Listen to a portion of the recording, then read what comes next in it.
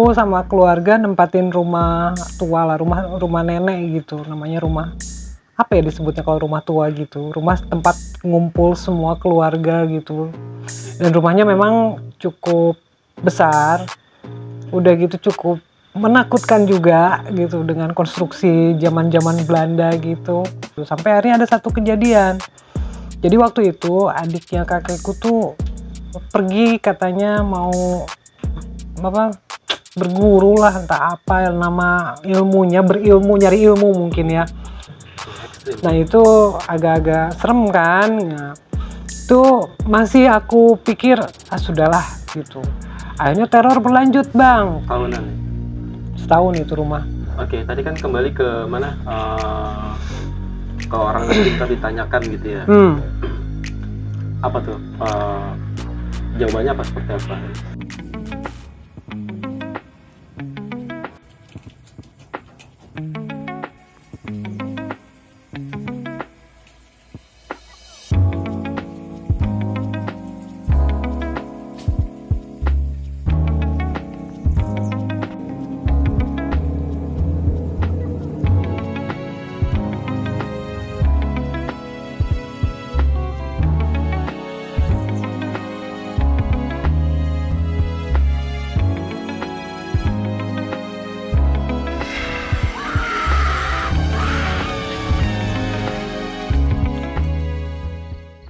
Oke. Bismillahirrahmanirrahim. Assalamualaikum warahmatullahi wabarakatuh. Ya teman-teman, balik lagi dengan gue EP di Anomali Misteri. Ya seperti biasa ya, malam ini gue menghadirkan kisah-kisah seputar perjalanan atau apa namanya, case-case ya yang berhubungan dengan makhluk astral. Dan alhamdulillah gue kedatangan tamu spesial ya. Tamu spesial. Ibu kos tercinta ya, Tante Meda. Apa kabar Tan? Baik, alhamdulillah. Aman ya? Sehat Tan? Alhamdulillah sehat. Oke. Ya Tan, sibuk apa nih? Selain menjadi penjaga kos gitu. Ya sibuk di rumah, ngurus kos-kosan. Ibu rumah tangga gitu. Ibu rumah tangga, nggak ada kegiatan apa-apa di sini. Paling begini-begini aja. Siap. Ya, gue masih di tempat yang sama ya, di kos 212. Di Kampung Cibasaleh, Majalengka. Dan malam ini spesial ya, special edition ya. Langsung narasumbernya langsung dari apa ya? Ibu kos. Ibu kos. Oke, tapi sebelum kita masuk ke inti bahasan cerita ya, gak bosan-bosan gue ingetin teman-teman semua ya, bahwa kami para tim kru di Anomali Misteri ya, untuk keluasan kita menjelajah ya ke dunia maya, kita pakai jaringan internet dari provider Ulisnet, dari PT Ulisnet Media Solusindo yang jangkauannya meliputi Jawa Barat dan sekitarnya. Untuk teman-teman supaya lebih dekat lagi, lebih tahu lagi tentang Ulisnet ini, bisa kunjungi langsung di websitenya di ulisnet.co.id. Dukung terus kami di Anomali Misteri ya, dengan subs, kemudian like kalau kalian suka, dan kemudian share kalau memang ada manfaatnya buat teman-teman semua. Kemudian kasih saran dan masukan di kolom komentar agar kedepannya kami lebih baik lagi. Oke, nggak perlu berlama-lama, silakan Tan. Apa yang mau diceritakan ini? Ini sebenarnya cerita waktu aku kecil mungkin, bukan nggak kecil juga kali ya, aku umur sekitar 16 tahun deh. Berarti sekitar tahun 80-an. Masih remaja gitu. Masih remaja ya. Siap. Waktu itu aku sama keluarga nempatin rumah tua lah, rumah nenek gitu, namanya rumah apa ya disebutnya kalau rumah tua gitu, rumah tempat ngumpul semua keluarga gitu.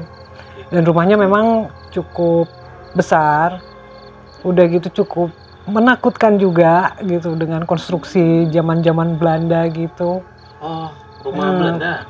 Ya, rumah-rumah zaman, ya kehitungnya rumah zaman dulu lah kayak gitu ya. Konstruksinya juga tidak modern, belum bisa disebut modern lah. Jadi kita tinggal di situ semua. Kakekku dulu tuh tugas di salah satu instansi pemerintah. Jadi kebetulan adiknya juga tinggal di situ juga gitu. Mamaku yang kebetulan anak nomor dua, terus ada adiknya juga tinggal di situ. Jadi di situ tuh tinggal 4 keluarga nih. kakekku, adik kakekku, keluargaku, orang tuaku dengan adik mamaku tinggal di situ. Daerah mana tuh? Bandung ya? Di sekitar Buah Batu arah mau ke Cileunyi, arah mau ke mana? Batu Nunggal. Oke. Di situ, di sekitar situ. Sekarang sih udah rame mungkin ya tempatnya, itu sekitar tahun 80-an waktu itu aku masih sepi lah. Gue baru lahir itu kayaknya. Iya baru lahir mungkin. Siap. Nah awalnya tuh kan karena aku dididik dari keluarga papaku yang nggak boleh percaya hal seperti itu gitu.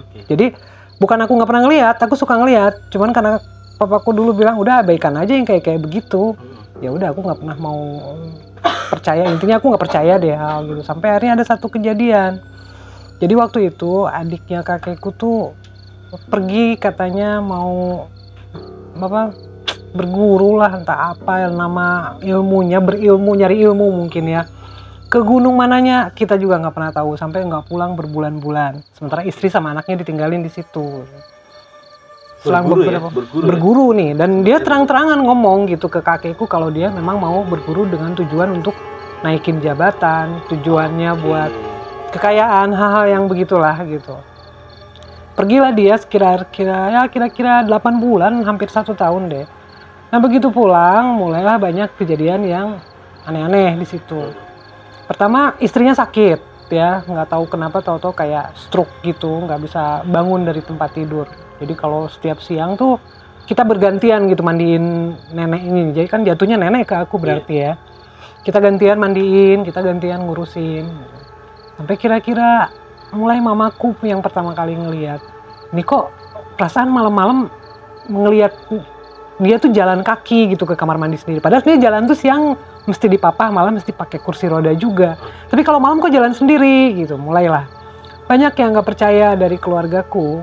Itu cuman isu biasa. Tapi kesininya tuh makin ekstrim bang, makin ekstrimnya. Pernah satu kali kita lagi tidur nih, karena kebetulan dulu papaku juga dinas di instansi pemerintah, jadi sering dikirim keluar kota. Jadi aku dengan mamaku tuh tinggal di satu kamar, bertiga dengan adikku.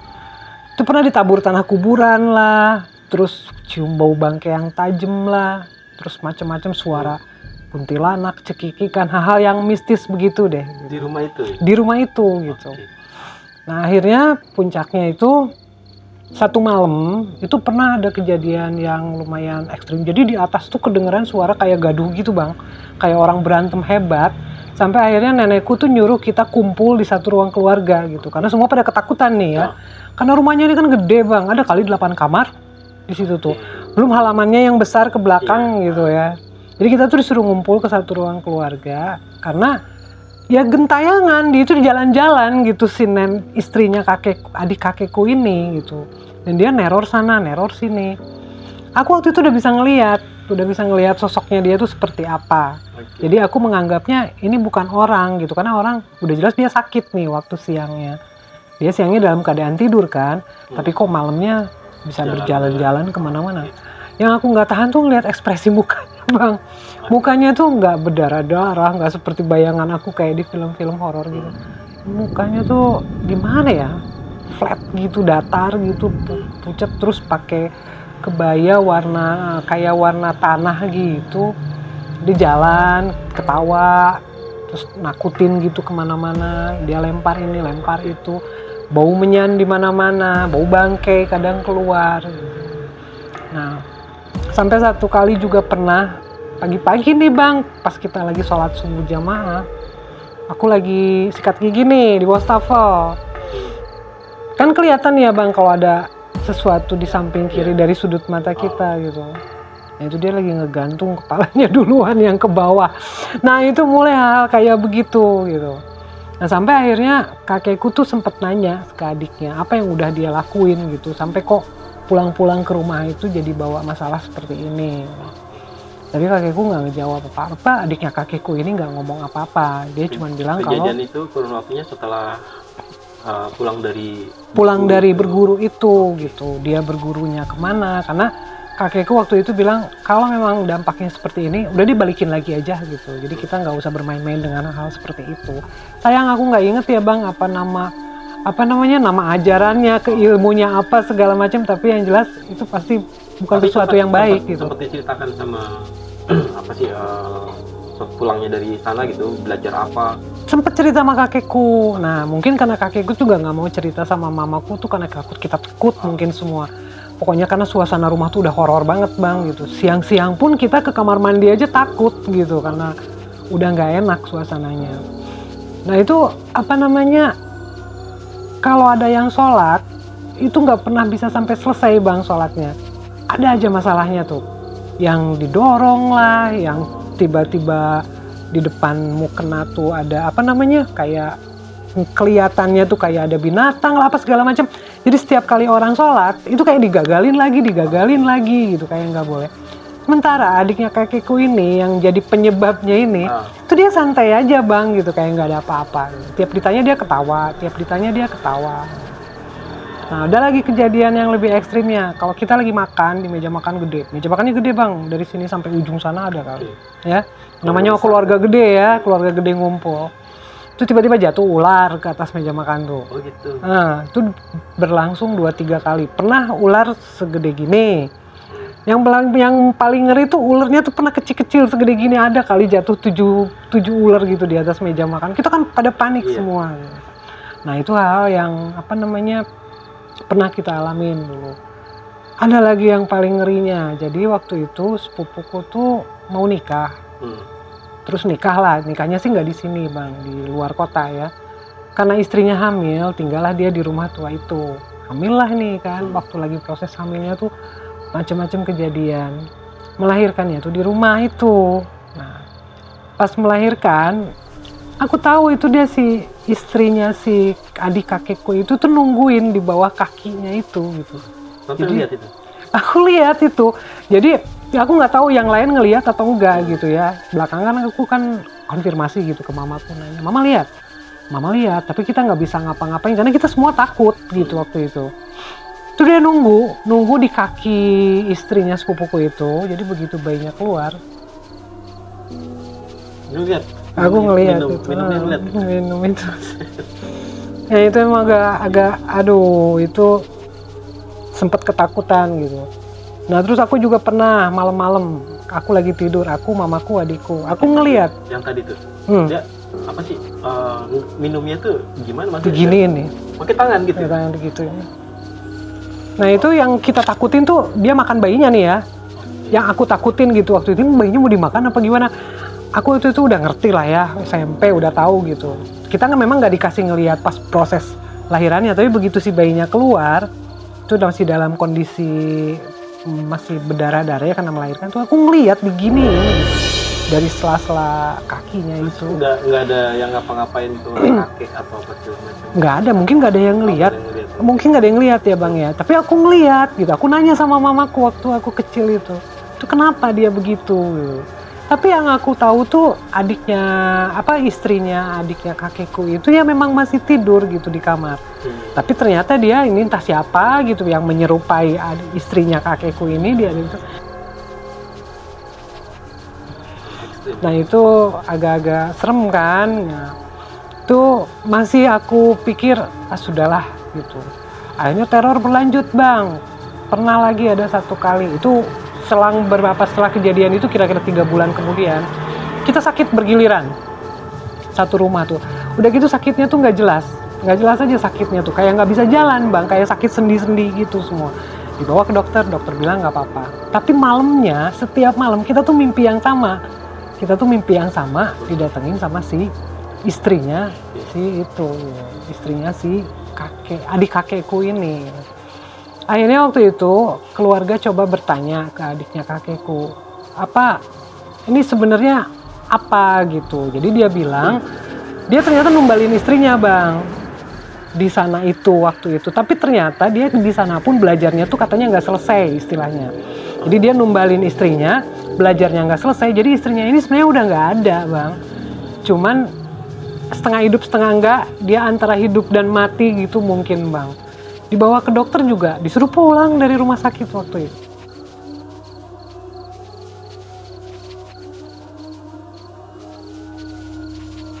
Ya itu mimpi yang mimpi yang sama itu.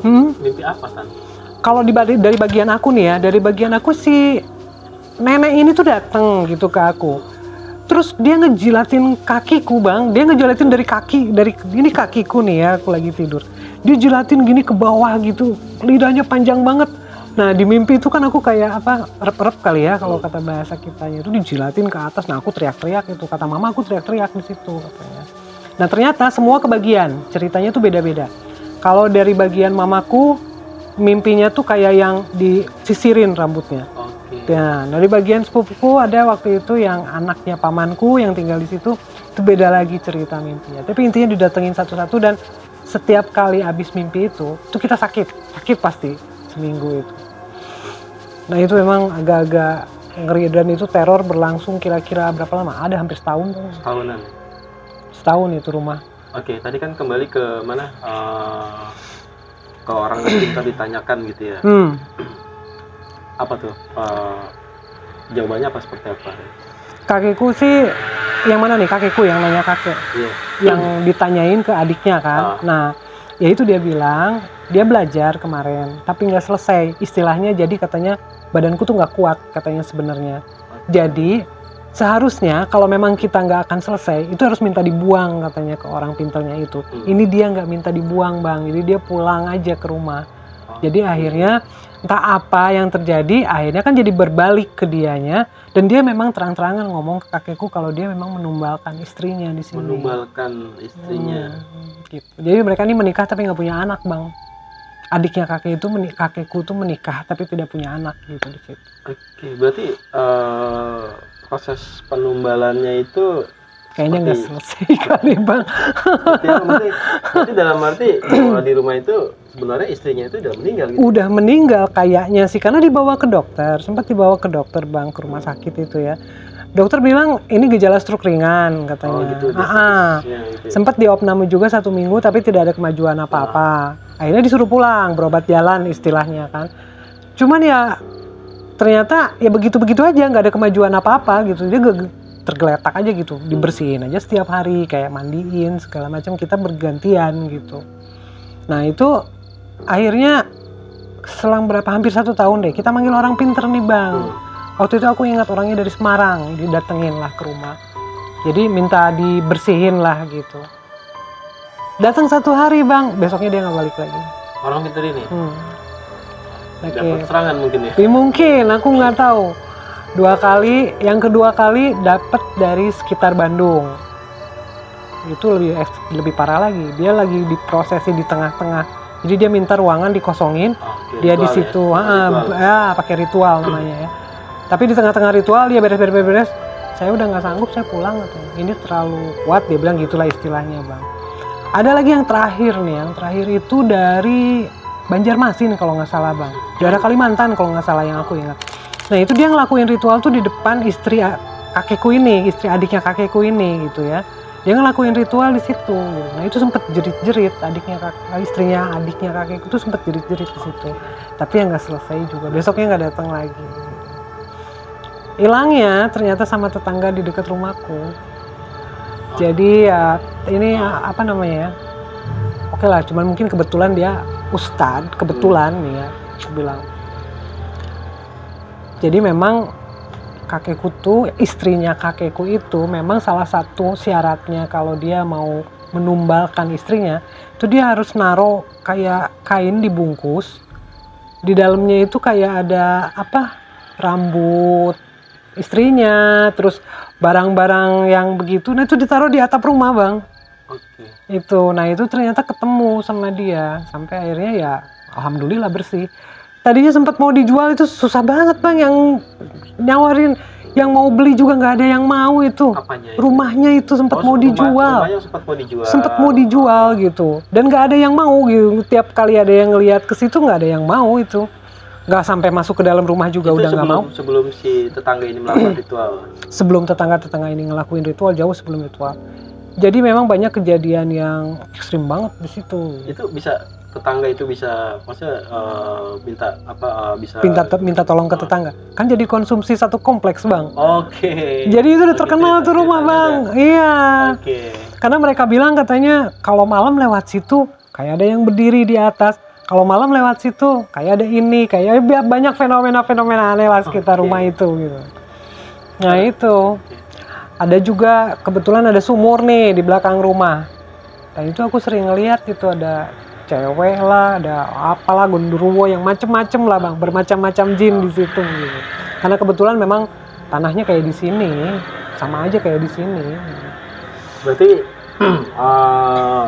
yang tetangga ini, yang Ustadz ini gitu, dia coba ngebersihin gitu. Coba ngebersihin dia. Terus awalnya. dia nemu buntelan gitu. Nemu buntelan itu, isinya tuh rambut. Yang aku inget tuh rambut, potongan rambut dari istrinya ini. Terus kertas kayak tulisan entah tanggal lahir, entah apa gitu, kayak tulisan-tulisan gitu deh. Nah kayaknya ada satu apa namanya, kayak botol gitu kecil, itu isinya tuh kayak apa ya itu ya, kayak direndam gitu kayak air keras gitu, apa aku nggak ngerti itu apa isinya.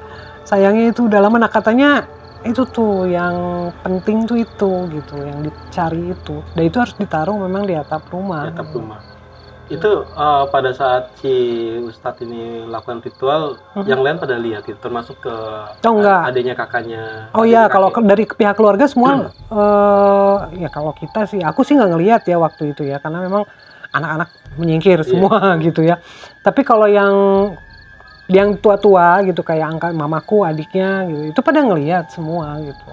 Nggak ada serangan apa gitu? Banyak ada bang, ada perlawanan, si Ustadz, ya. Ada. Sempat muntah-muntah kok, sempat keluar darah Ustadznya ini. Gitu, sempat keluar darah juga, sempat berhenti dulu. Pokoknya itu kalau nggak salah aku inget dari jam 1 baru selesai itu 4:30 mau subuh kalau nggak salah aku ingetnya. Sendiri itu dia? Berdua bang, sendiri. Bang. Berdua waktu itu, cuman dia yang muntah-muntah darah itu. Dulu tahun-tahun 80-an di Bandung tuh kan jam 6 pagi itu masih kayak begini bang, masih gelap kan, ya. Masih sepi gitu. Oh ya aku ingat kejadiannya itu tanggal 20 April. 20 April karena kenapa? Besoknya harusnya aku pakai kebaya bang, Kartini. Oh. Aku ingat itu karena besoknya kan hari Kartini tuh, aku harusnya pakai kebaya itu ke sekolah. Aku jadi nggak ke sekolah gara-gara kejadian itu. Cuman ya itu memang cukup lama juga aku ngalamin teror seperti itu. Ular jangan ditanya bang, hampir setiap hari masuk rumah. Ya paling ekstrim itu yang di atas meja makan gitu. Jatuh-jatuhan itu sampai ada kali 10 biji bang, kecil-kecil gitu ularnya tuh. Itu emang sampai harus disisir begitu gitu. Nah terus kalau masalah TV jalan sendiri. TV zaman dulu kan yang kotak gitu kan, yang ada rodanya kan. Itu ya merek Sanyo gitu. Itu ngegelinding sendiri atau enggak gelas jatuh gitu atau apa. Ya aku kasih clue dikit dulu. Nah ini nenek adik istrinya adik kakekku itu namanya, aku manggilnya Nenek Anah gitu. Nah itu sampai sekarang aku nyimpen fotonya pun nggak berani, padahal di mamaku banyak gitu itu. Aku sebenarnya mamaku bilang bakar-bakarin mah, aku bilang. Aku takut, aku bilang. Harus disebut namanya tadi ya? Iya, nah akhirnya soalnya bingung aku nyebutnya susah. Tapi memang selama teror itu yang tadinya aku nggak percaya, ya aku jadinya kan jadi percaya bang yang begitu-begitu. Itu efek pasca setelah kejadian itu ada imbas nggak sama si kakek? Apa adanya kakek itu? Adik kakek itu meninggal juga. Oh, kira meninggal. Meninggal. Jadi pada akhirnya dua-duanya tuh, yang pertama tuh justru adiknya kakekku dulu meninggal karena dia juga mungkin. Jadi di tengah-tengah sekitar 8 bulan berjalan setelah ritual itu dia meninggal langsung gitu. Nah nggak lama ya udah nenek adiknya istrinya juga ikut. 8 bulan setelah pembersihan itu ya? Mereka pun dimakaminnya di satu liang lahat kok. Gitu. Dia mintanya begitu. Di sekitaran rumah atau di? Nggak jauh sih, di pemakaman keluarga, tapi sebelum nggak ada dia minta supaya dimakamin di satu liang lahat itu. Itu 8 bulan tan ya? Meninggal. Itu meninggalnya itu ada apa gitu yang aneh-aneh atau apa gitu? Ya memang ada yang aneh-aneh. Jadi waktu proses mau meninggalnya tuh kayak bau busuk gitu badannya bang. Jadi kalau kita masuk ke dalam kamar nih, ini adiknya kakekku terutama sebagai pelaku nih ya. Jadi kalau aku buka kamar nih, satu kamar tuh kayak bau busuk. Jadi keluar bau busuk gitu dari badannya tuh. Kayak ya bau busuk campur bau menyan kali apa ya, itu baunya tuh nggak enak banget. Pokoknya baunya khas gitu bang. Aku bilangnya itu bau busuk gitu. Dan itu keluar dari badannya, jadi kebayang kalau dia ngomong atau nafas, udah itu udah. Aku rasa itu kayak modelan isi perutnya tuh udah busuk semua gitu ya. Jadi kecium gitu lewat nafasnya dia, dari pori-porinya dia, dari keringatnya dia gitu. Itu sempet itu. Gak lama dari situ ya meninggal. Tapi kalau istrinya meninggal ya nggak ada gejala apa-apa, nggak ada fenomena apa-apa gitu. Meninggal biasa aja gitu. Jangka waktu dari istrinya adanya kakek ini dengan dia gitu 5 menit. 5 menit. 5 menit? 5 menit aja. Berarti berurutan gitu. Berurutan. Ya? Makanya mereka minta dimakamin di satu liang. Itu sebenarnya jadi apa ya? Jadi aneh kan kalau buat orang umum, mungkin itu kan bukan hal yang biasa. Warga tahu semua itu. Tahu semua itu, ramai bang, malah datang dari mana gitu, rumornya kan nyampe nih, ini benar ada kejadian begini. Iya, sampai benar ada kejadian begitu. Oh, emangnya dulu belajar keilmuannya di mana gitu, belajarnya apa? Kan jadi banyak pertanyaan mereka kan. Nah itu yang kakekku sampai detik ini tuh nggak mau ngasih tahu gitu. Takut nanti ditiru, takut nanti, nah begitulah ngomongnya. Tapi kan siapa juga yang mau niru? Iya, siapa juga yang mau niru kalau ngelihat. Okay. Karena dia udah jelas-jelas numbalin istrinya gitu di sini. Itu memang agak-agak ngeri karena kok berani senekat itu gitu ya. Demi cuman buat jabatan, kekayaan lah, yang begitu-begitu bang, biasa. Gitu. Itu setelah kejadian itu masih ada kejadian-kejadian apa gitu setelah ritual terus 8 bulan dia meninggal, masih ada gitu atau nggak ada, udah sempet 1 mingguan lah bang. 1 minggu itu pernah kayak apa di belakang rumah itu kayak dateng apa sih namanya, bola api itu? Apa sih, banaspati ya? Kayak gitu, dia muter-muter gitu di belakang rumah itu, tapi pecah di situ. Nah itu terakhir kita ngelihat gitu. Ya cuman iya memang agak-agak nakutin itu. Jadi dia muter-muter gitu. Dia cuma bola apinya tuh nggak tahu ya, aku nggak terlalu ingat. Tapi yang jelas aku tahu di situ ada keluar itu, sempet muter-muter di situ. Jadi dia tuh kayak mau ngedesek ke dalam rumah, tapi nggak bisa gitu. Kakekku tuh waktu itu entah baca apa gitu sambil zikir kalau nggak salah. Muter-muter itu di belakang rumah. Ada kira-kira 1 menit ya, udah itu pecah di situ. Mending keren bang. Takut bang. Takut. Makanya waktu itu di sini juga ada yang bilang itu ada banaspati. Enggak lah, bukan itu bukan banaspati, karena aku tahu yang asli seperti apa gitu. Aku tahu yang asli seperti apa. Nah itu memang takut bahkan buat tidur sendiri di kamar pun aku takut waktu itu bang. Rumah itu tuh ya, namanya rumah tua begitu. Dan gak jarang juga gitu kita tuh ngumpul di satu ruangan kalau tiap malam tuh, terutama kalau kebetulan papaku tugasin keluar kota, mau tidak mau kan aku, mamaku, adikku, kita tidur bertiga nih gitu di kamar. Nah itu sering bang, yang keran air nyala sendiri itu udah biasa itu.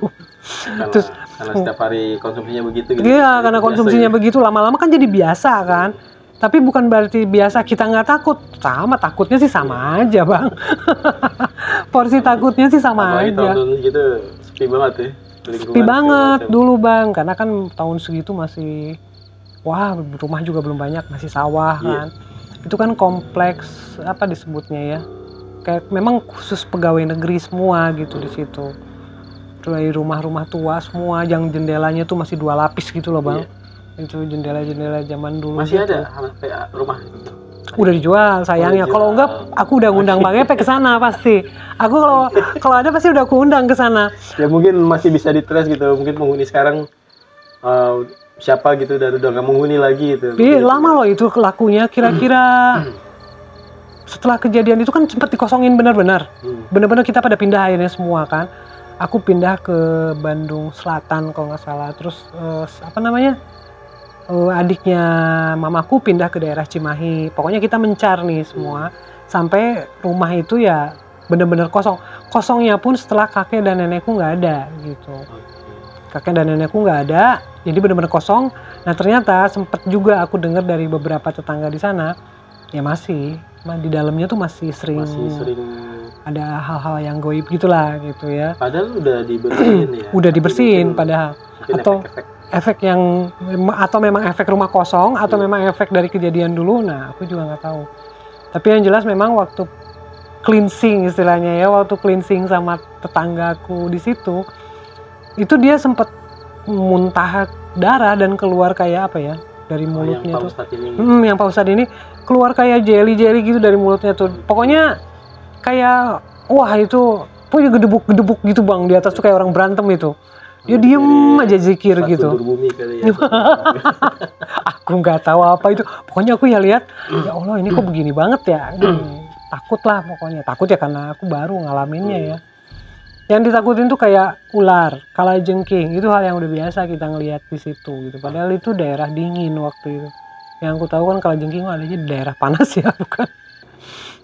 Macem-macem. Terus pernah bikin nasi selama 1 bulan itu selalu basi Bang.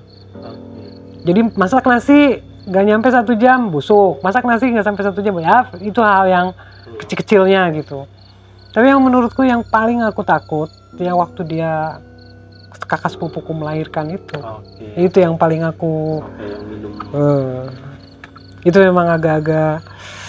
Ada fotonya kan atau apa namanya video atau foto ya mungkin ya? Foto kali ya, tahun segitu belum ada. Ada sih nanti aku mintain sama mamaku deh. Itu mamaku sempat naruh 1, cuman aku kan suka bilang, kok bisa sih nyimpen foto begini gitu ya? Kan tahu kejadiannya ini gimana gitu. Kita tuh ngalamin teror yang nggak apa namanya nggak mudah gitu buat kita lewatin gitu dulu. Ketakutannya tuh seperti apa? Aku bahkan jarang sekolah waktu itu Bang karena nggak tidur semalaman ya, cuman buat ngedengerin cerita horor. Ngalamin cerita horor. Mungkin kalau di trace kali ya maksudnya. Tapi rumahnya masih ada Bang sampai sekarang. Sampai hari ini gitu ya. Kalau misalnya di googling gitu ya. Ada pasti. Nanti aku kasih alamatnya. Cuman waktu itu sempat jadi akhirnya rumah itu tuh dibeli sama orang Jakarta. Dirobohin semua. Dirobohin semua. Sayangnya tuh dirobohin semua. Nggak ada memang. Dirobohin semua karena rumah tua gitu. Itu pun kata orang Jakartanya tuh mungkin ini karena konstruksi kuno kali ya, orang-orang lama yang buat. Susah banget ngerobohinnya katanya. Jadi sempat lumayan alot lah gitu. Pembangunannya tuh sempat lumayan lama gitu. Berarti dirobohin terus dibangun ulang gitu. Ya sekarang lebih bagus rumahnya. Tapi kok kupikir ya kalau memang mau nyari suasana itu sih nggak bakalan hilang kali ya Bang. Sayang sih. Justru kalau masih ada malah lebih. Oh kalau masih ada aku udah undang Bang Epe ke sana pasti aku ajak ke sana itu. Itu udah satu materi. Mistis gitu. Iya itu udah materi bagus itu sebenarnya Bang.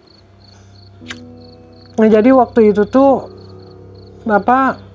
banyak hal yang kita tuh sempat ngerasa apa sampai kayak begini ya kalau berguru tuh gitu ya, berguru nggak selesai nih penasaran sih apa sih dia yang iya itu sayangnya aku nggak inget. Aku tadi sempat nanya sama mamaku apa sih mah dulu namanya, nggak inget katanya. Cuman yang mama inget tuh kalau adiknya kakekku ini tuh kalau udah nggak suka sama orang itu orangnya tuh sakit gitu Bang, buat supaya hal-hal yang itu katanya sih ke daerah Jawa Tengah katanya bilangnya, tapi kemananya aku nggak tahu gitu. Itu kan katanya ditaruh di atas terus buat dia apa namanya pekerjaannya atau mungkin gitu ya. Itu waktu dia masih hidup itu ada efek gitu, mungkin kerjaannya naik, jabatannya naik, makin terkenal gitu. Ada dia naik jabatan memang dalam waktu dia begitu nggak lama dia pulang dari berguru itu katanya. Itu pun sebenarnya istilahnya dia tidak selesai kan menurut dia kan, tapi dia maju, dia sempat dipromosiin di instansinya, sempat dipromosiin tapi ya karena keburu ada kejadian ini ya dia tetap aja mungkin dia tidak berhitung kalau efek dari dia meminta jabatan ini itu kan istrinya yang dia korbanin, tapi ternyata dia mengorbankan istrinya itu bukan dikorbanin terus meninggal gitu istrinya, enggak, tapi dalam keadaan seperti itu gitu, malah jadi dia kerja 2 kali repot, malah jadi repot gitu. Berarti ada efeknya ya? Ya itu dia, aku juga baru tahu ada efeknya ya. Ada efeknya, cuman kan bayarnya juga, imbasnya juga kan nggak kecil bang. Iya. Ya maksudnya efeknya dikit terus dia bisa nabung gitu ya mungkin ya. Mending kalau nabung bang, boro-boro nabung ini, waktunya juga pendek gitu ini. Oke, siap. Nah itu apa, yang paling takut tuh, kadang aku suka ngelihat kayak bayangan si nenek itu di jendela gitu malam-malam. Jadi kayak dia lagi merhatiin gitu, lagi tidur. Masih Jadi, sampai hari ya? Masih sampai hari ini ngeliat? Enggak, tapi mamaku masih suka mimpi katanya. Kalau ke mamaku sih masih. Kalau ke aku dia jangan sampai deh bang. Aku mungkin udah generasi keberapa nih, Ya, udah nggak berlaku. Itu kan bawaan keluarga, biasa kan turun temurun ya. Ya biasanya turun temurun Ya, itu. mungkin kalau misalnya kakaknya apa adanya kakek milih, ntar gue turunin aja deh sama beberapa. Nah itu. Nah kata mamaku sih sempat mau diturunin ke salah satu keponakannya. Tapi ya itu, karena dia pun nggak selesai waktu itu bang belajarnya. Jadi ya nggak kesampaian itu. Malah kalau mamaku bilang, mamaku tahu dari kakekku ya kayak setengah gila gitu adiknya. Karena mungkin nggak kesampaian itu kali bang. Sayangnya tuh dia nggak dibersihin gitu badannya itu. Dia nggak buru-buru bersihin badan kalau memang dia ngerasa nggak sanggup ya belajar hal-hal seperti itu gitu. Ini enggak. Dia malah jadi ngorbanin banyak orang gitu. Malah apa ya bisa dibilang mungkin makan nyawa juga, karena adik dari pamanku tuh sempat hamil istrinya. Yang tadi itu. Jadi kan bukan, jadi beda lagi. Di dalam keluarga itu kan ada adiknya mamaku yang paling kecil. Yeah. Nah laki-laki kan, dia tuh istrinya sempat hamil, sempat keguguran 2 kali gitu selama itu tuh. Ada pengaruhnya dari situ. Kita curiganya ada pengaruhnya dari situ gitu. Kita curiganya ada pengaruhnya dari situ, karena sesudah kejadian itu ya dia baik-baik aja, fine-fine aja gitu, hamil gitu. Jadi pesan moralnya jangan main-main sama yang begitu. Aku jadi flashback lagi ke situasi waktu itu tuh, benar-benar apa namanya, takut lah. Kredit banget ya. Bukan kredit, horor aja bang. Gimana sih, kayak tinggal di mana ya, kayak tinggal di kita tahu gitu kalau di rumah itu tuh udah ancaman, tapi kita harus pulang ke situ gitu. Mau kemana lagi nih gitu. Setahun tuh ya? Setahun, hampir setahun bang. Kalau bisa dibilang dari Januari ke November sih ada tuh terornya tuh. Oke, siap. Mungkin yang paling ekstrim yang bisa aku inget terornya tuh itu ya, yang nggak biasa menurutku ya. Kayak model dia minum darah, ular lah tahu-tahu jatuh entah dari mana. Itu ular kecil-kecil bang, kecil-kecil warnanya hitam lagi. Kayak ular apa ya itu? Ada kali 10 biji sampai diambil begitu tuh ular. Terus kalau ular yang ada di pojokan namanya rumah tua, banyak barang. Nenekku kan seneng ngumpulin barang-barang begitu. Yang di rak buku lah, tiba-tiba keluar ular yang di mana, tahu-tahu ada kalajengking gitu, binatang-binatang yang gak lazim aja gitu ada di dalam rumah. Itu aneh-aneh. Penampakannya paling itu ya apa? Nampakinnya sosoknya seperti itu. Iya. Nggak sampai atau ada sosok lain gitu di luar itu gitu. Kalau sosok lain sih ya yang standar. Bilangnya standar ya. Standar ya. Kuntilanak merah lah yang gitu-gitu. Standar. Aku bilangnya standar ya. Oke, siap. Kenapa standar? Karena ya itu udah umum lah ya. Iya. Kalau buat beberapa orang itu mah. Buat hantu itu standar. Justru iya, standarnya kalau bukannya apa-apa. Aku lebih takut ngelihat istrinya adik kakekku itu waktu dia berdiri tanpa ekspresi gitu loh bang, mukanya tuh jadi kayak orang ngajak apa ya, kayak bukan nantangin, bener-bener hantu itu menurutku ya. Aduh, bener-bener hantu tuh yang menurut aku definisi hantu yang sebenarnya tuh ya seperti itu, bukan yang berdarah-darah, bukan apa. Nah itu aku takut bang kalau udah kayak gitu. Aku malah bukan berani, tapi lebih ke bisa aku cuekin gitu. Kalau aku ngelihat kuntilanak, pocong, yang kayak gitu aku masih bisa, alah biasa. Tapi kalau udah muka orang nih, orang utuh kayak gini, dengan muka pucat, matanya tuh tajem gitu ya ngelihatnya, kayak yang mau ngomong sesuatu gitu. Nah itu aku bisa takut itu bang. Terus kayak apa nenek gitu ya, apalagi ya tua gitu. Ini dia tuh rambutnya kan setengah putih, istrinya tuh namanya Nenek Anah ini, rambutnya tuh setengah putih gitu. Sebutin namanya ya. Iya, nggak apa-apa lah. Pakai konde. Oke. Nenek Anah. Nenek Anah namanya. Iya. Itu yang menakutkan gitu, nakutin dia tuh entah apa maunya, dan kita pun sempat kebingungannya karena ini kalau mau diperbaiki mana dulu yang mesti dulu diperbaiki gitu, mana duluan yang harus dibenerin, mana duluan yang harus diperbaiki. Nah, jadi suasana tuh udah gak enak. Terus pernah juga ada fenomena aneh. Jadi waktu itu tuh sepupu-sepupuku yang masih di bawah aku umurnya nih, itu dia pernah kena penyakit nggak tahu apa gitu ya, kayak luka-luka gitu sebadannya. Dibawa ke dokter, dokter bilang nggak ngerti ini apa. Dites sama dokter juga nggak tahu kenapa. Nah itu di fase 1 tahun itu gitu.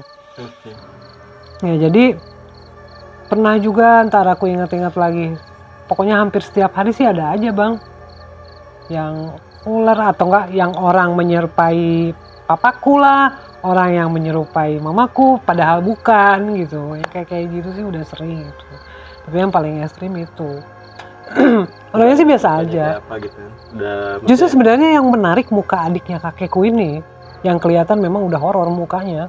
Gitu. Memang dia kayaknya suka bermain-main begitu deh, suka main-main hal-hal gaib gitu. Padahal udah dilarang sama kakekku, jangan suka main-main yang begitu. Jadi nanti imbasnya ke kita gitu. Kita nggak akan pernah bisa tahu kan seluas apa gitu ilmu-ilmu kayak gitu tuh.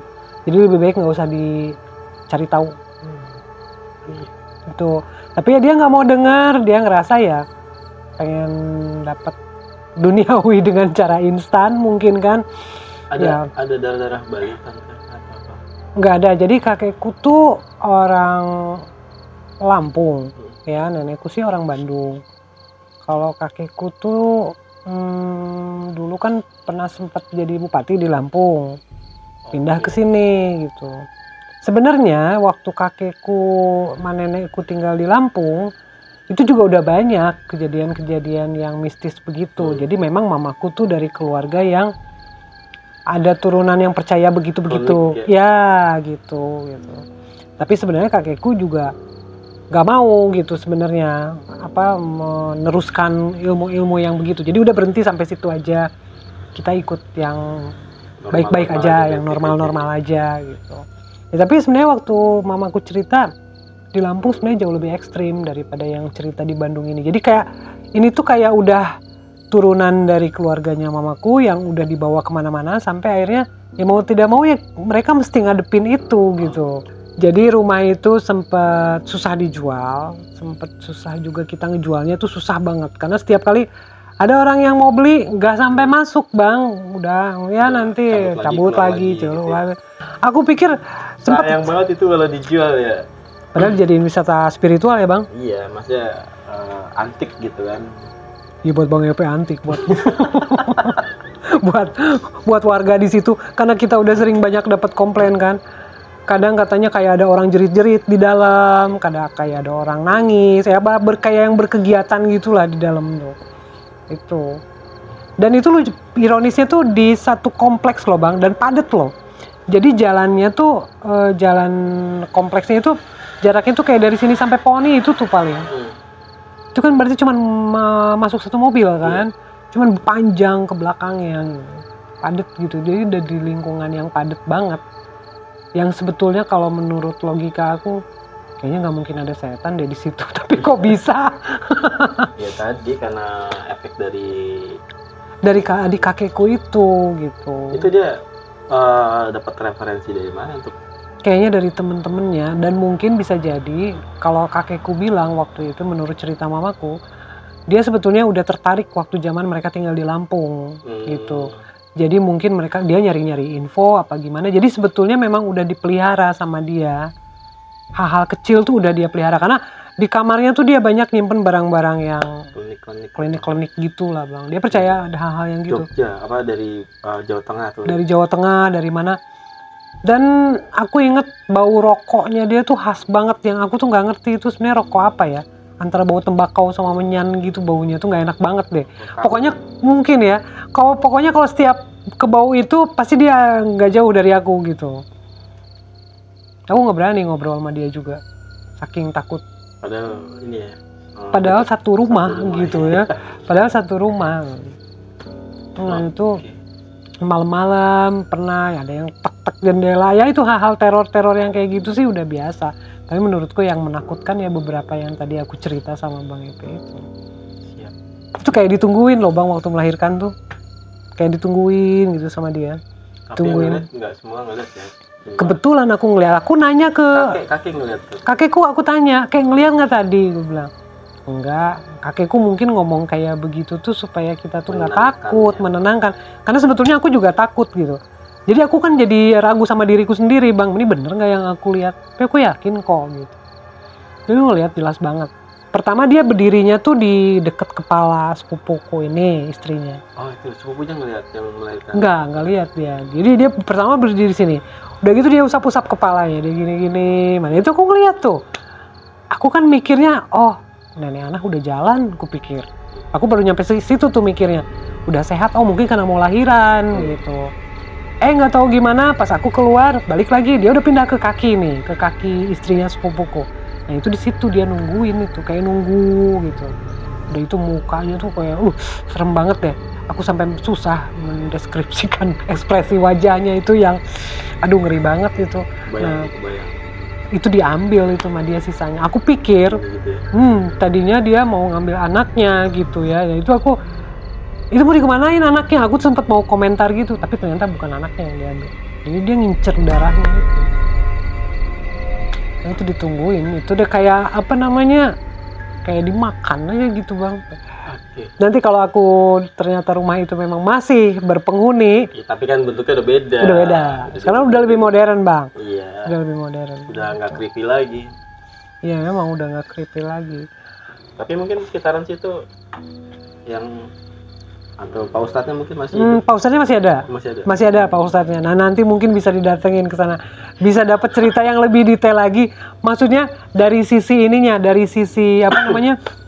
Pas proses cleansingnya gitu. Iya pas proses cleansingnya. Dia mungkin karena dia sampai muntah darah Bang. Iya. Dia sampai muntah darah itu waktu itu. Ada yang dari Kalimantan datang tapi nggak berhasil. Nggak berhasil waktu itu. Dia malah sampai ritual segala di tengah rumah gitu ya. Nah terus yang dari mana satu lagi tadi sekitar Bandung tuh. Nah aku ingat tuh ada 3 orang aja yang sekitar Bandung situ itu juga nggak berhasil. Yang Jogja nggak berhasil.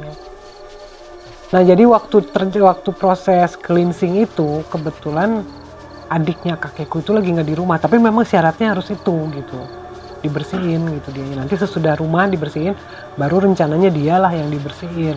Tapi dari rumahnya aja udah nggak berhasil nih. Gitu. Waktu dia pulang, kita kan cerita nih sama adiknya kakekku ini kan. Tadi kita sempat ngadain ritual supaya bersih-bersihin rumah. Dia cuma ketawa aja.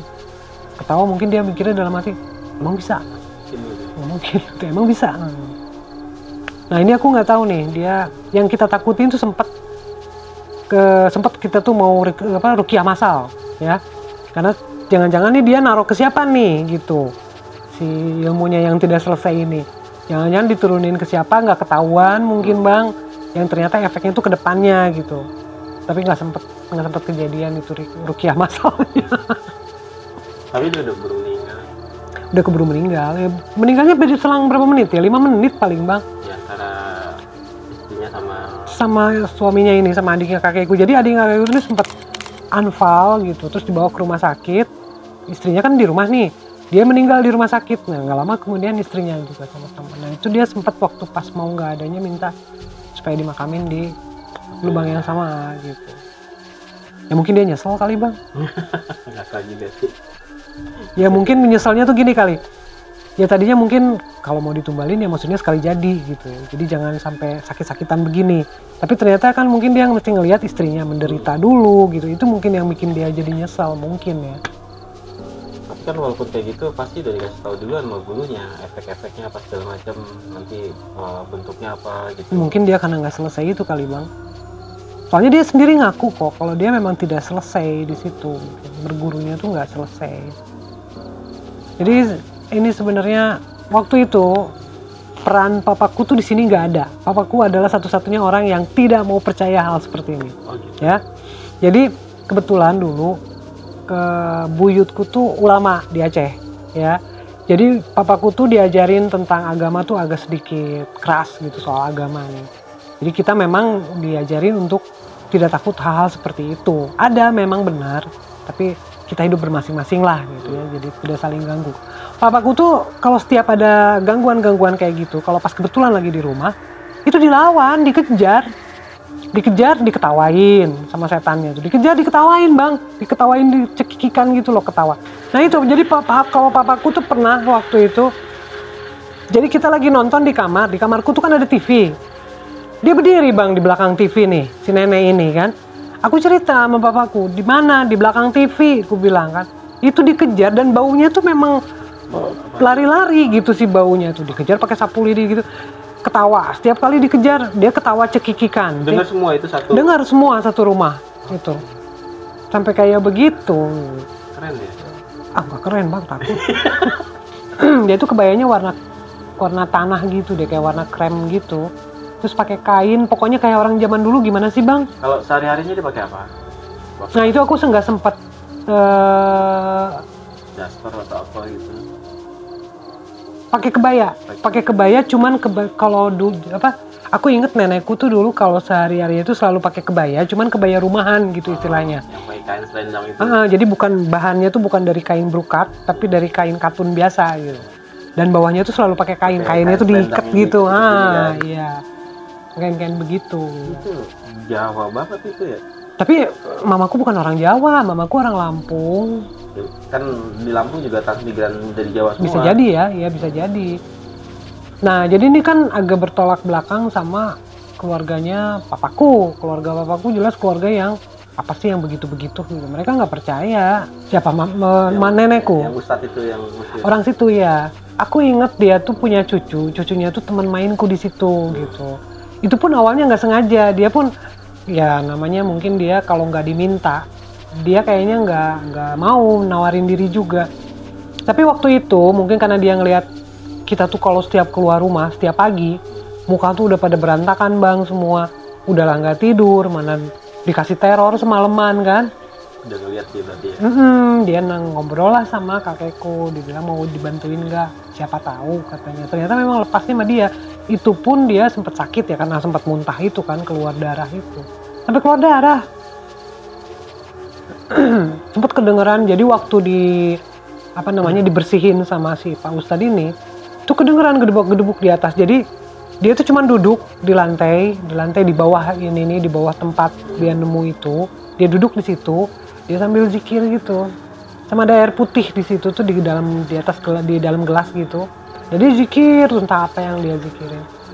Nah pas itu kedengeran gedebuk di atas. Iya aneh itu bunyinya. Aku sempet ngedenger itu. Kayak kucing berantem gitu di atas tuh. Nah gak lama dia muntah. Kupikir muntah cuman keluar dahak gitu. Enggak, keluarnya darah. Berdua sama temennya. Ya bukan temennya, mungkin sesama ustadz juga kali ya dari. Dia tuh kalau nggak salah lulusan Gontor deh. Waktu itu yang aku tahu ya. Dan sempat ngajar juga katanya di Gontor tuh. Nah itu si yang nganterinnya juga diem aja nggak bisa apa-apa, cuman pas lagi muntahnya itu dia bilang keluarin semua gitu, yang kotor-kotornya dikeluarin, darahnya tuh merah ke hitam-hitaman gitu lah bang. Nah itu sempat sakit 3 hari gitu. Jadi waktu si adiknya kakekku ini dibilang rumah lagi dibersihin dari yang begitu-begitu, dia cuman ketawanya itu loh yang aku nggak enak. Nah terus pas waktu mereka kan meninggal nih bang, dua-duanya ya sama-sama nih, selang 5 menit nih mereka berdua. Waktu pas proses makaminnya semua baik-baik aja. Jadi waktu itu sempet disemayamin di rumah semalaman lah. Sampai akhirnya kita karena kejadiannya tuh mau ke sore, jadi kita tahlilan malamnya, rencana besok pagi aja deh dimakaminnya. Paginya nih kita ke makam, kebetulan waktu itu hujan, gerimis lah ya. Begitu nyampe ke makam, waktu pas mau dimasukin ke liang lahat, itu begitu dikeluarin dari keranda, itu kegelinding lagi ke samping mayatnya, kegelinding lagi ke samping. Dan itu dua-duanya loh bang, kebayang nggak dua-duanya? Sampai akhirnya yang berhasil dimasukin, dipaksa gitu ya. Aku tidak tahu ini ustadz yang ngedoain mereka berdua ini sampai akhirnya bisa masuk tuh ustadz dari mana. Tapi yang ternyata berhasil dimasukin ke liang lahat itu baru istrinya. Nah yang laki-lakinya itu kita nggak ada yang berhasil masukin ke liang lahat. Setiap kali mau dimasukin kepleset lah, yang ngegelinding. Dan itu aku tuh kayak baru setelah kesininya nih ya bang, aku ngelihat sinetron di ternyata itu ada gitu kejadian seperti itu tuh. Dan waktu aku ngelihat di TV, mungkin itu cuma cerita gitu kalau di TV. Lah aku mah ngalamin sendiri loh ini gitu. Kesamping kayak nggak sengaja aja bang keluar gitu dari si tanah itu tuh. Nah pernah nih sekali waktu coba buat masukin sekali lagi. Sekali masuk tapi kepalanya ke bawah, kakinya yang ke atas. Angkat lagi keluar. Sampai akhirnya ada yang ngedoain di situ bilang bawa aja dulu ke rumah. Mungkin ada hal yang belum selesai, yang mungkin almarhum mungkin maunya bagaimana mungkin belum selesai gitu. Akhirnya dibawa lagi nih, kita mau pulang ke rumah nih. Ini belum selesai loh bang, dimakamin loh. Situasi waktu itu tuh hektiknya tuh kayak gitu. Ditahlilin lagi sekali lagi. Nah akhirnya kakekku bilang coba panggil Pak Ustadz yang ngebersihin rumah. Terus minta ke Pak Ustadz ini supaya didatengin lagi sekitar 5 orang atau 6 orang temannya, kita tahlilan sama-sama gitu. Ya jadi kita mintanya supaya ya diampunin dosanya, dilepasin lah jasadnya gitu ya.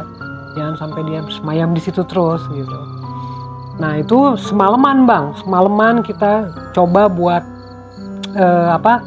ngebersihin dia gitu ya supaya lancar nanti ke pemakamannya tuh. Sementara yang nenek itu yang udah di sana. Belum sampai ditutup dulu lah, sampai ada drama kayak begitu tuh bang gitu. Ditahlilin dulu. Nah itu sempat di sela-sela tahlil itu sempat kebau-bau nggak enak juga dari badannya, sampai akhirnya diganti kafannya itu karena dari sini tuh keluar kayak cairan gitu. Kayak cairan busuk gitulah bang baunya tuh. Akhirnya diganti lagi kafannya, dimandiin lagi, digantiin lagi. Baru dimasukin ke liang lahat besoknya itu sesudah dimandiin sekali lagi yang terakhir. Sesudah keluar yang bau-bau busuknya itu dari badannya, kan diganti nih, dimandiin lagi, dikafanin lagi. Nah, itu baru yang kedua kalinya bisa masuk. Baru dimakamin besok. Nah itu ada drama begitu mau dimakaminnya juga bang. Ekstrim banget ya. Itu waduh. Itu benar-benar pengalaman yang aku sendiri nggak nyangka aku ngalamin itu. Makanya aku kalau ngelihat sinetron, wah itu sih sekedar cerita. Oh aku ngalamin sendiri loh. Ngalamin sendiri. Sempat disolatin nggak ada masalah gitu ya? Nggak ada, karena kan itu disolatin sesudah yang kedua kalinya, sesudah bersih itu ya. Karena waktu ditahlilin di yang kedua kalinya kan dibawa kembali lagi tuh mayatnya ke rumah kan, jenazahnya. Jenazahnya dibawa lagi pulang ke rumah, ditahlilin sekali lagi, yang keluar semua dari lubang-lubangnya itu kayak cairannya sih warnanya bening bang, tapi baunya nggak enak banget. Sampai akhirnya kan kita keluarga mutusin mandiin lagi deh sekali lagi gitu supaya bersih gitu kan, mungkin kotorannya udah keluar semua atau mungkin dia ngerasa hajatnya udah selesai apa gimana gitu. Sampai ke lubang-lubang duburnya juga keluar cairan-cairan begitu bang. Warna hijau atau warna kayak ya campur bening ke hijau-hijauan gitu dulu ya, pokoknya ada warnanya deh bang, nggak bening, bener-bener bening gitu. Mandiin sekali lagi, diganti kain kafannya, nah baru disolatin, nah baru situ. Itu ngeri loh, ngeri ternyata. Bayangin deh drama itu aduh. Jadi beberapa keluarga nunggu di makam kan, karena kan nenek udah masuk duluan ke liang lahat kan. Ini sementara nggak mau gitu, tanah pun menolak gitu bang. Gimana coba, kita udah bingung gitu ya. Kita bingungnya kan karena kita kan nggak paham yang begitu dan apa ini sebenarnya gitu masalahnya sampai seperti ini. Jadi yang bisa kita coba cuman didoain, mungkin dia tidak dalam keadaan benar-benar bersih gitu meninggalnya. Ada hal-hal yang dia mungkin lakuin waktu itu dan belum sempat tobat apa gimana. Akhirnya kita bantulah itu gitu. Bawa aja pulang dulu kata ustadz yang ngaji di pemakamannya itu. mungkin ada yang hajat yang belum selesai, mungkin ada pesan yang dia mau sampaikan. Akhirnya kita bawa pulang, tahlilan sekali lagi, dibersihin sekali lagi, baru lancar. Nah, sebenarnya apa namanya, banyak hal-hal yang ya namanya ke 1 tahun tuh bukan waktu yang sebentar ya. Iya. Hampir setiap hari teror tuh ada aja dan aneh-aneh gitu. Yang paling ekstrim itu yang paling aku inget, nah itu nggak akan aku lupa seumur-umur itu. Dan pastinya banyak banget ya cerita seputar hal yang mistis gitu di rumah itu ya. Iya, karena aku lahir di situ Bang ya. Dari lahir aku lahir di rumah itu, gede di rumah itu, terus tumbuh di situ juga gitu.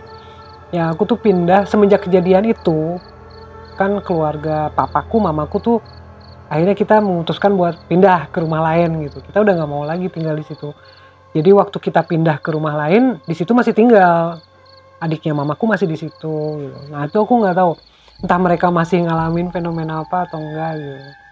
Karena barang-barang bekas adiknya kakekku ini juga pada akhirnya kita bakar gitu. Oh, dibakar semuanya. Dibakar semuanya. Ya itu agak ekstrim memang. Oke, siap. Ada lagi yang mau disampaikan? Udah kayaknya itu. Nanti kalau ada lagi diceritain lagi. Siap. Bersambung. Ya teman-teman ya, agak apa ya, agak menyeramkan ya. Gue nggak tahu kalau misalnya gue ada di posisi itu ya, gue pun speechless ya mau ngomong apa gitu ya. Lumayan berat kalau misalnya kita ada di situasi yang seperti itu ya, karena nggak semua orang bisa ngalamin yang hal yang seperti itu. Tante ada pesan apa yang buat disampaikan ke teman-teman? Enggak sih, cuman lebih baik jangan deh main-main dengan hal yang begitu gitu ya, hal-hal mistis seperti itu gitu. Karena kita kan nggak pernah tahu impactnya. Iya kalau ke kita langsung, tapi kalau ke orang yang di sekeliling kita kan kita nggak tahu gitu. Kenyataannya. Jadi teman-teman ya, beberapa pesan yang kita dapat dari cerita ini ya, seperti yang Tante bilang tadi, jangan pernah mencoba sesuatu yang kalian sendiri nggak tahu efek atau impactnya ya, yang bakal terjadi ya. Kadang-kadang hal-hal yang seperti itu nggak cuma berimbas kepada diri sendiri gitu, tapi orang-orang yang terdekat ya Tante. Jadi kalau misalnya mau mencoba hal-hal yang di luar nalar gitu ya, atau mau apa namanya belajar kayak yang Tante bilang untuk sesuatu yang keduniawian gitu ya, ya pikirkan orang-orang sekeliling ya. Jadi imbas dan efeknya itu bakal kena ke orang-orang yang terdekat gitu ya Tante. Biasanya begitu. Itu aja sih palingnya. Oke teman-teman ya, sampai di sini dulu kisah gue malam ini. Ikuti terus Anomali Misteri dengan gue Epe dan Tante Meda ya. Makasih Tan. Sama-sama. Sudah berbagi cerita ya. Dan ini nggak selesai sampai di sini ya. Banyak ya yang lain. Assalamualaikum warahmatullahi wabarakatuh.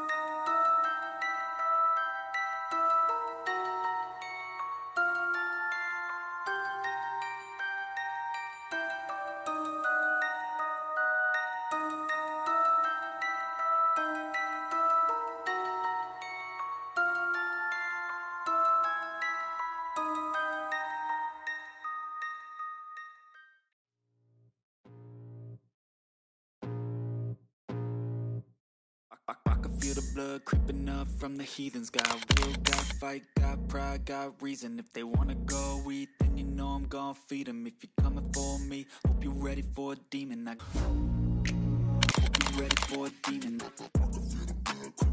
From the heathens, got will, got fight, got pride, got reason. If they wanna go eat, then you know I'm gon' feed them. If you're coming for me, hope you're ready for a demon. Oke, Turun temurun gitu. Semua permasalahan di tempat ini ada bawaannya dari Tante Yil kali yang mungkin. Bisa jadi juga. Ya, Biarpun ya. aku sebenarnya di sini nggak pernah. Biar saya aja, Iya. biar. Biarpun aku sebenarnya di sini nggak pernah ngerasa ada apa-apa loh. Apa memang nggak dikasih lihat kali ya? Aku di sini baik-baik aja. Ya cuman apa namanya? Ya itulah kalau aku sih mikirnya nggak semua orang bisa lihat, tidak semua orang juga bisa ngerasain kan. Ya mungkin bisa jadi juga. Kalau di sini sih aku rasa ya ini karena kebetulan aja tempatnya begini. Tempatnya seperti ini. Ya. Kalau dibikin nggak ada apa-apa. Nggak ada apa-apa. Jadi kalau kos di sini aman. Aman. Berapa saya udah langsung di kos 212 Cibasale. Mang Asep deh, Mang Asep. Oke. Apa di itu suaranya suara si nenek itu. Oh, suara nenek itu. Suara si nenek itu. Oke. Bukan di prank udah. Bukan di prank. Suara si nenek itu. Kok bangun? Ku bilang ya. Ini kok bangun ya? Mau ke kamar mandi? Tapi kok kayaknya tegap banget bunyinya gitu kayak. Bau-bau apa gitu. Enggak, cuman banyak suara burung, Bang. Kayak suara burung apa itu? Burung hantu, burung apa? Pokoknya burungnya tuh kayak suara burung orang nangis gitu kayaknya. Yang biasa dengar malam itu bukan? Kayak hampir mirip-mirip begitulah gitu. Yang apa bunyinya tuh lantang gitu ya. Nah sebelum dia ngetok-ngetok itu tuh ada suara burung itu rame itu di situ. Aku pikir karena mau menjelang pagi bisa jadi tuh burung keluar. Tapi ternyata ini agak berat nih kayak datang gitu. Ya aduh. Udah mau kabur nih aku. Tapi jangan-jangan datang nih si nenek ini. Nah ini nih bawa aja nih sama Bang Ete. Aman. Nah itu, kok ada bunyi-bunyi ya di situ? Benar nggak Bang? Hah? Ada bunyi-bunyi? Sekarang? Iya. Kira? Ih Bang Epe nih. Kira? Itu ada yang jalan di situ. Kagak ada, Tante nggak kelihatan. Ayo gabung. Lagi nanti ke situ, kabarnya di sono. Jujur aku udah ke sana. Lagi. Kayak gini tadi. Jangan lupa disensor Bang. Gak apa-apa ini mah behind the scene buat shot. Oh iya behind the scene. Itu memang menakutkan itu kan. Gimana coba dia ngegantung kemana itu? Nggak keren Bang, takut. Bang Epe ini keren lagi. Belum kan ngalamin, kalau ngalamin ya Allah takutnya aku. Epic banget itu. Adikku ngomong, Teh, adikku kan manggilnya ke aku Teh. Itu siapa yang di atas pohon mangga? Aduh, aku bilang, aku nggak ngeliat tuh Bang. Emang yang kelihatan apa? Cewek katanya, lagi begini-begini. Dia ada tarik-tarik rambut satu, tarik-tarik rambut dua. Aduh, aku bilang. Nah waktu itu tuh mamaku lagi mandi dan kebetulan di rumah lagi nggak ada siapa-siapa, hari mau masuk maghrib tuh.